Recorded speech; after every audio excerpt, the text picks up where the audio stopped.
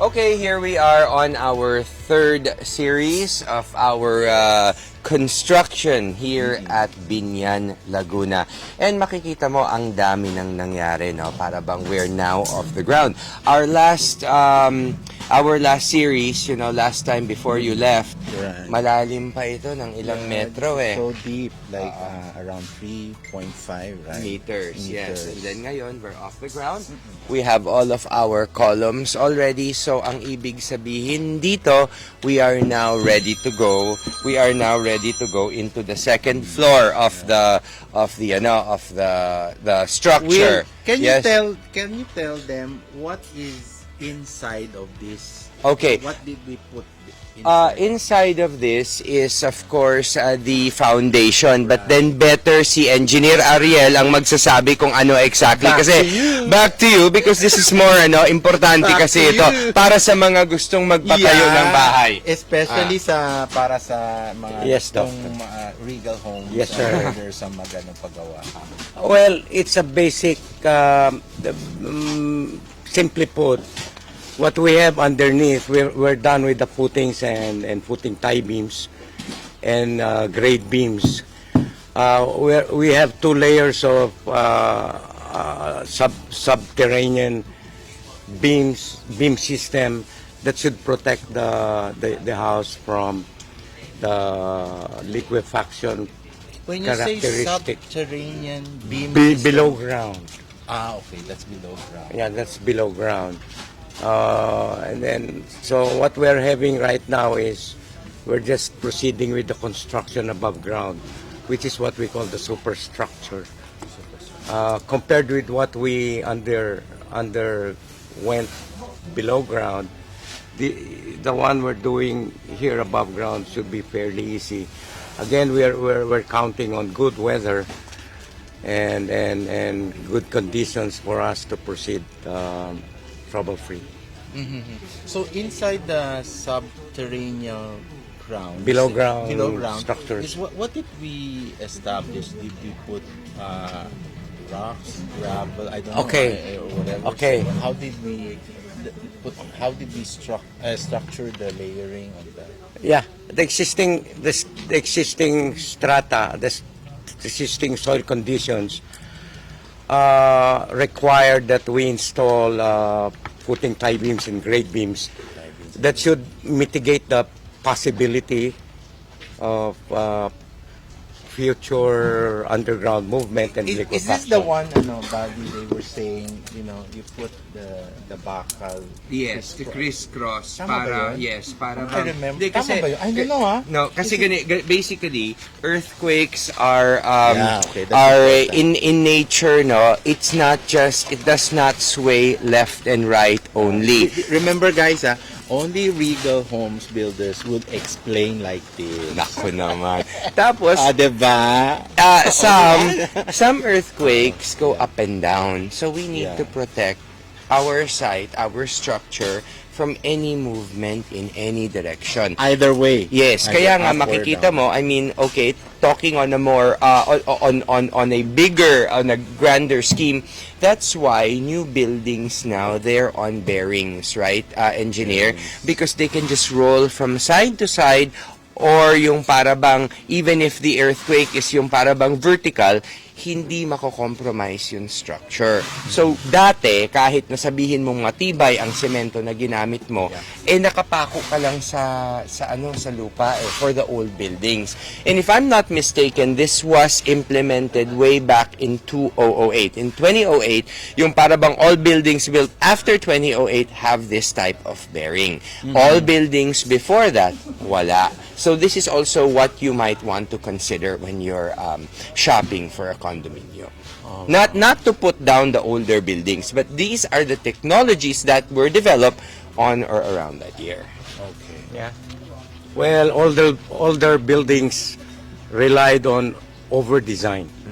So how to prevent? When you say over-design, what? Well, instead of just having maybe eight bars, just to compensate for any ground movement, they would probably in excess of 12, 16 bars, Okay. just to make sure that it doesn't get seriously affected by ground movement. So yun ang sinasabi nilang matibay na building nung luma, parang gano'n. Yes, that's what we call technically factor of safety, but what we call factor of ignorance. Okay. Well, Ang I like importante, importante now is those railings and those bearings in Yeah. the new building. Precisely. Diba? Well, Ito based on the design. actually that's this one. computed. That's computer. It's computed, I guess, because yung parabang we have 3 floors kasi. Yung parabang when I was saying, wow, ganon, naisip ko kasi this is, for example, if this is a 2-story building, this is very, very, as in more than standard. But ito, computed ito because we have Yes, sir, 3 we don't floors. arbitrarily just install like 12 rebars, no. We come up with a recently, well, in my days, we used to compute everything by hand. But nowadays, you just enter into an application And they compute for you. and they compute to you and come up with the design within like 10-15 minutes. Oh.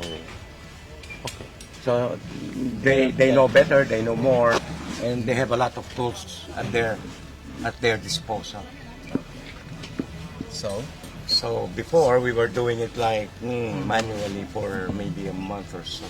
So this is the subterranean foundation that is very, very important with it for owners or future those who want to build buildings to know, right?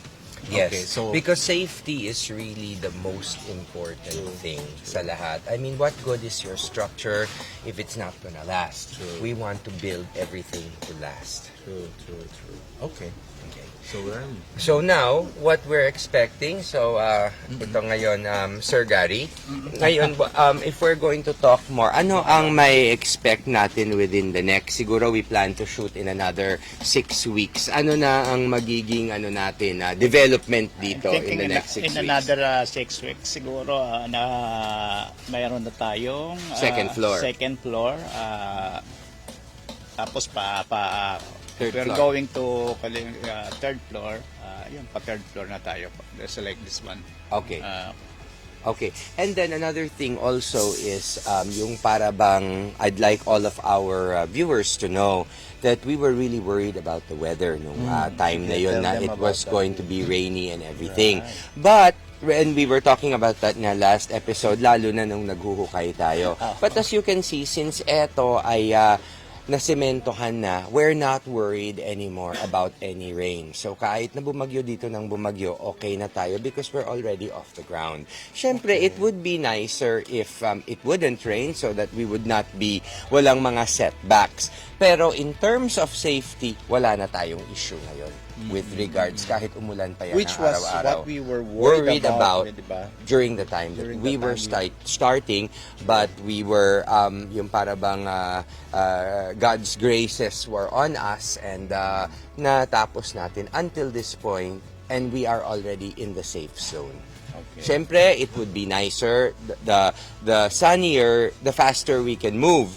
But it doesn't mean that it will compromise any sort of safety anymore because wala na tayong butas eh. True. Diba? So wala nang butas. So everything is already set. We cannot compromise this by any sort of weather condition. Kung ano man siya. So that's where we can give our clients, lalong-lalo na ngayon, syempre our clients, Doc Joseph, that this is something na pwede mo nang you can already check this off the list. No, but I would ask our viewers, no, even my followers, no, this is the only thing that I really put trust in Regal Homes. Diba? And I always tell my friends now, even my doctor's friends, when they're asking now, alam mo, walang ano to ha, loko engineer. They were like, oh, sino yung ano mo? Who's your construction firm, sino mga ano mo. They always say na, naku, buti na lang is a good friend of yours and you trusted. Yeah, of course. I had a friend, doctor friend, who lost like 6 to 7 million. He has to change 2 contractors. I see. Because the thing is, he just let them do and without discussion much. And siguro sinabi nila no, Engineer Ariel, parang, we can do this, we can do this naman, Engineer Gary. Parang ano, Lahat naman nagsasabi ng ganyan eh. Better kami sa iba, better kami sa ganito. Pero yung work namin nagsasalita para sa amin.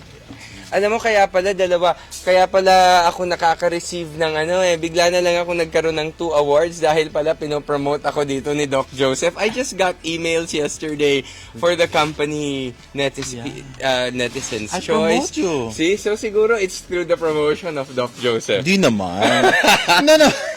No naman, in honest, and all honest, to honest goodness, no. Sabi ko, some of my friends, no, which it cut across not only in my profession but other levels of where I meet them.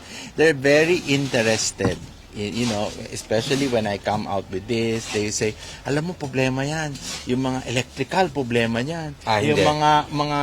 mga water, mga Plumbing. tubig, mga plumbing, Wala. or you call that. Alam mo, sabi ko, naku, wag niyo akong i-stress, hindi ko alam yan.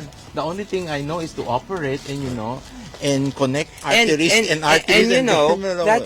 That is exactly the way it should be. It should True, not true. be your problem. It should be our problem. But sometimes the firm gives you a more Yeah, well, terrible problem. Sila yun. Diba? Alam mo yun. You told, diba totoo ka? Don't mention other name. Diba? You know that, diba? In the beginning, sabi ko, mahirap yan.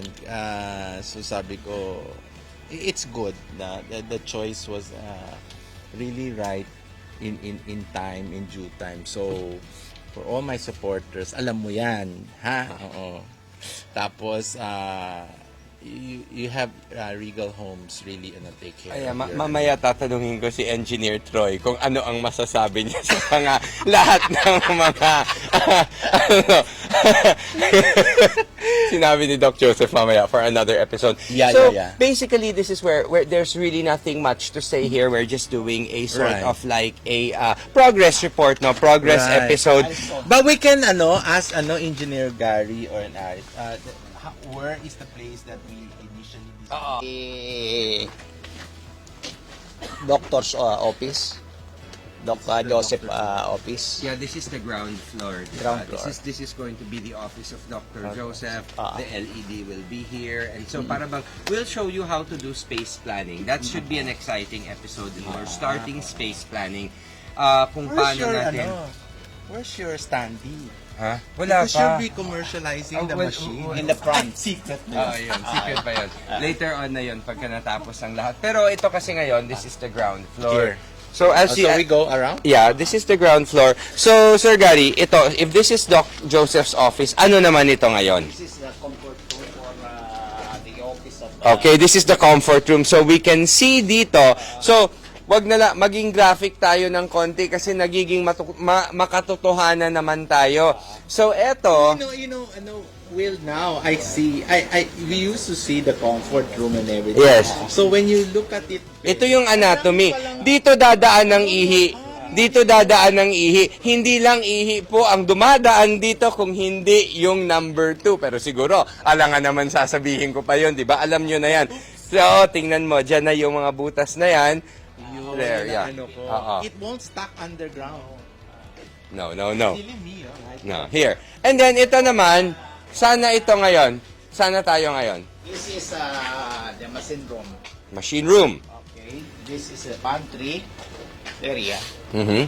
So, and the war room or conference room. And Sir Jerome's office. Okay, very good. Actually, ngayon na nakita na natin ito, it seems to be larger than what you thought, di ba? Nung medyo naka-layout na siya, mahaba yung property natin and rectangular. So you can just imagine times 3 ito.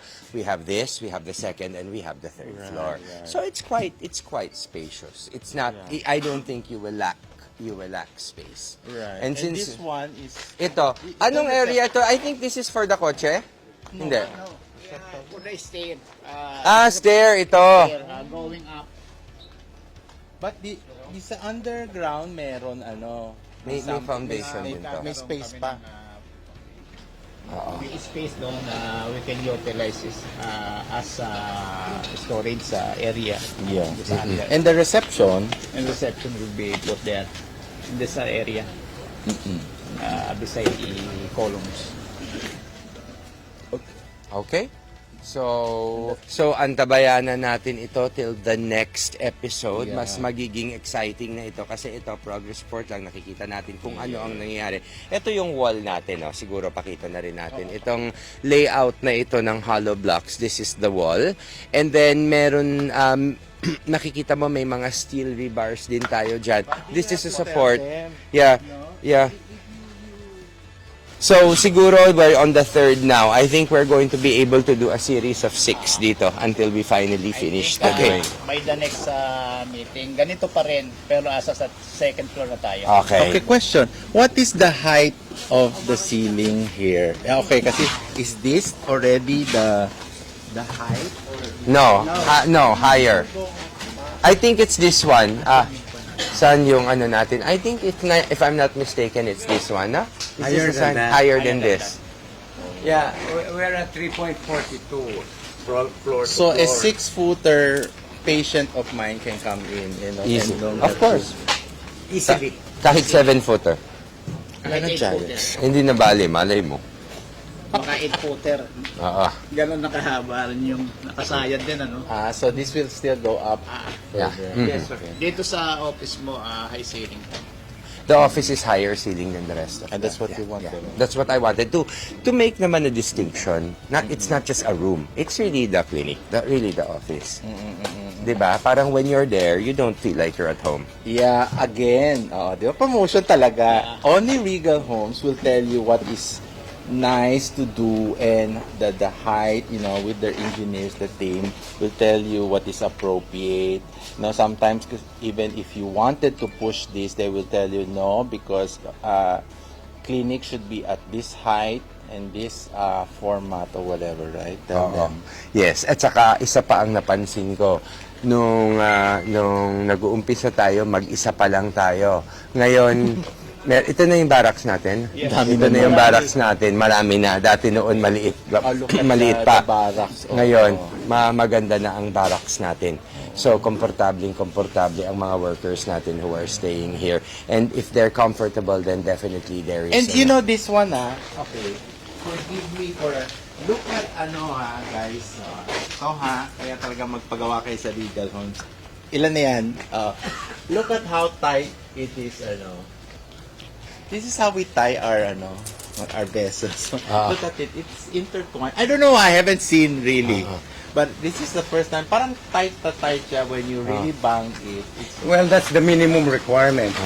Para lang yan yung nasa Cavite, di ba? Yeah, babe, I think that's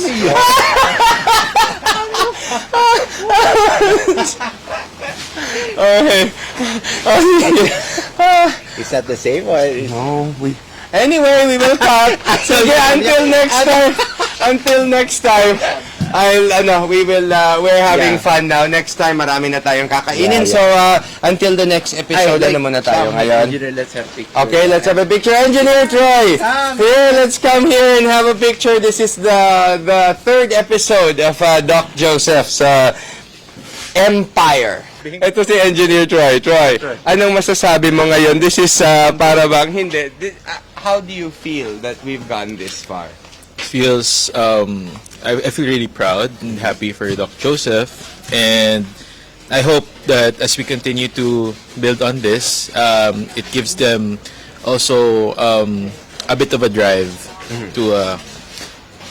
to furthermore pagandahin pa. Of course. Pinko, well, you know what? Para sa akin lang, it's really wonderful to see things go up like this. See the dreams of people come true. Not for anything else, of course. Doc Joseph is my friend. Okay, ando na tayo. Pero sa totoo lang, no? And I've always been honest naman. My main concern here and my main inspiration here is maging happy si Mami. Second na lang yan si Doc Joseph. Kasi syempre si Mami talagang she's really deserves it talaga. Ganon. Sige. Alam mo, August ang transfer. Pero that's it. Yeah. You know, in Regal Homes again. and We're ako family. Yeah. May compassion tayo. There is a thing when you involve the family. It's not only the person who is doing the house or Because- any building. You involve the whole thing. And when you put the heart on it, it's like the passion is within Hindi. the walls of what you're building. Yes, kasi- it makes it more meaningful, I think. Yes, it gives May it iba a personality, kasing- Kasi alam mo, may iba kasi, pareho kami madaldal ma. May iba kasi just construct and construct.